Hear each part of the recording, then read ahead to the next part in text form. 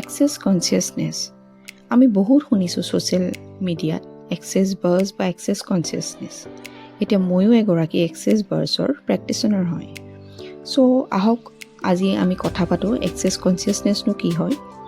ই এটা brain therapy হয়, যাৰ ফাউণ্ডাৰ হ'ল গেৰী ডগলাছ, যাৰ সহায়ত আমি গোটেই আমাৰ বডিটো বা আমি নিজকে প্ৰগ্ৰেমিং কৰিব পাৰোঁ। আমাৰ গোটেই পুৰণা যিবোৰ নেগেটিভ মেমৰিজ আছে, যিবোৰ আনৱান্টেড থটছ আছে, সকলো আমি ডিলিট কৰিব পাৰোঁ আৰু নিজকে আকৌ আৰম্ভণিৰ পৰা ৰিছেট কৰিব পাৰোঁ।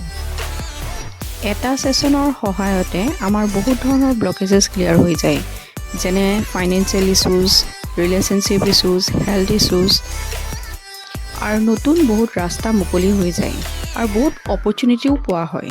চ' আপোনালোকেও যদি বিচাৰে এনেকুৱা ধৰণৰ ছেশ্যন ল'বলৈ, প্লিজ কণ্টেক্ট উইথ মি।